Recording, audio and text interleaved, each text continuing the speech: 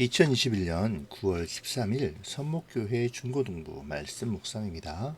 기도로 시작합시다. 고마우신 하나님, 오늘도 주의 말씀을 묵상하게 하시니 감사합니다. 말씀 속에 주님이 주시는 은혜를 얻게 도와주세요. 예수님의 이름으로 기도합니다. 아멘. 오늘 묵상할 말씀은 사도행전 28장 23절부터 31절까지입니다. 바울과 유대인들은 만날 날짜를 정했습니다. 그날이 되었을 때 더 많은 유대인들이 바울이 지내고 있는 곳으로 모였습니다. 바울은 아침부터 저녁까지 그들에게 하나님의 나라를 설명하고 선포했습니다. 또 모세와 예언자들의 글을 예를 들어서 그들의 예수에 관한 것을 믿게 하려 애썼습니다. 바울의 말을 믿는 사람들도 있었지만 믿지 않는 사람들도 있었습니다. 그들이 이처럼 의견이 갈린 채 헤어질 때에 바울이 한마디 말을 남겼습니다. 성령께서 예언자 이사야를 통해 여러분의 조상에게 말씀하신 것은 진리입니다. 이 백성에게 가서 말하여라. 너희가 듣기는 들어도 깨닫지 못하고 보기는 보아도 알지 못할 것이다. 이 백성의 마음이 무디어졌고 귀로는 듣지 못하며 눈은 감겼다. 이는 그들이 눈으로 보고 귀로 듣고 마음으로 깨닫고 내게 돌아와 고침을 받지 못하게 하려는 것이다. 그러므로 여러분은 하나님의 이 구원이 이방인들에게도 전파되었다는 것을 알아야 합니다. 그들은 들을 것입니다. 바울은 자기 셋집에서 꼬박 2년을 지내면서 자기를 찾아오는 사람들을 다 맞이했습니다. 그는 담대하게 그리고 아무런 방해도 받지 않고 하나님의 나라를 전하고 주 예수 그리스도에 관하여 가르쳤습니다. 아멘.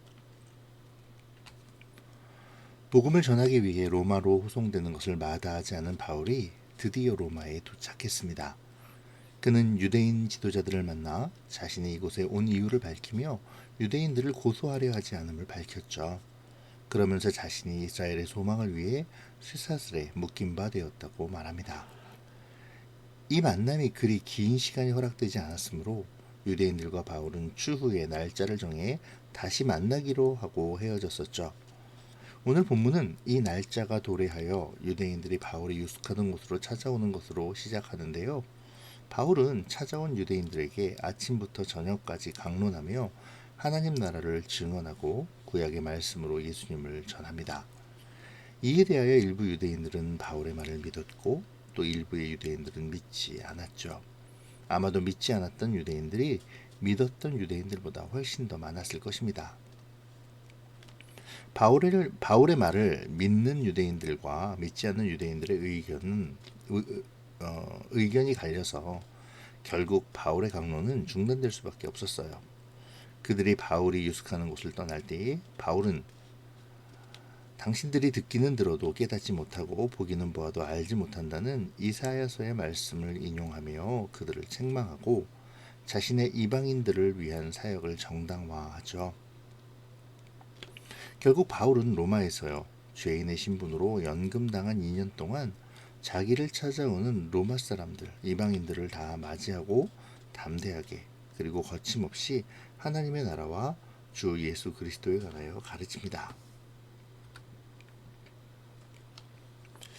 오늘 본문의 키워드를 뽑는다면 담대하게, 거침없이라고 할 수 있습니다.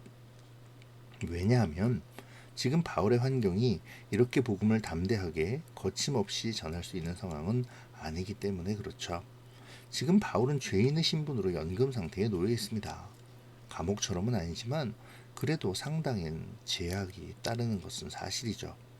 그는 군영주의에서 일정한 거리 이상을 벗어나지 못했으며 또한 죄수와 간수를 언제나 하나로 묶어두도록 규정된 로마법을 고려해 볼 때 늘 간수의 통제하에 모든 활동의 제한을 받아야만 했을 것입니다.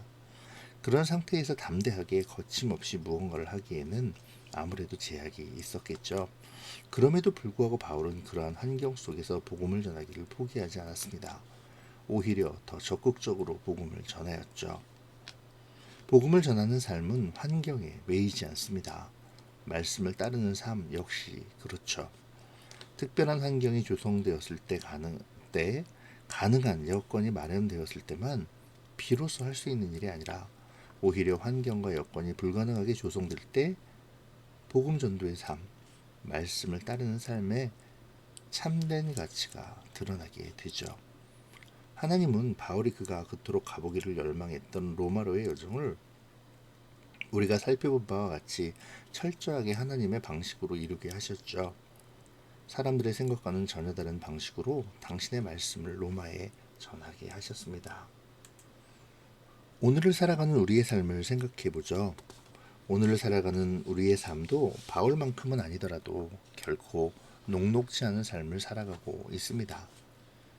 그러한 가운데서 복음의 삶, 말씀을 따르는 삶은 결코 쉽지 않겠죠. 하지만 오늘 본문은 그리고 사도행전은 그럼에도 불구하고 이끄시는 하나님의 선하신 역사를 바라보라고 말합니다. 오늘 우리의 신앙의 여정 속에서 환경에 매이는 것이 아니라 하나님께 매여 순종하며 따라가기를 도전하죠. 우리의 삶에 좋기도 하고 나쁘기도 한 그러한 모든 환경을 통해 하나님은 우리를 하나님의 역사 안으로 이끌어 가십니다. 그리고 하나님의 역사하심은 언제나 선하시죠. 그러므로 우리는 담대하고 거침없이 하나님이 원하시는 복음의 삶, 곧 말씀을 따르는 삶을 살아가야 합니다. 하나님을 바라보며 하나님의 시각에서 나의 삶을 바라보아야 하죠. 오늘 사도행전의 묵상을 마치며 이러한 결단이 우리에게 나타나면 좋겠습니다. 하나님의 이끄심에 순종하는 삶을 통해 하나님의 역사를 써내려가는 오늘 우리의 삶이 되어지기를 소원합니다. 기도로 마칠게요. 고마우신 하나님 감사합니다.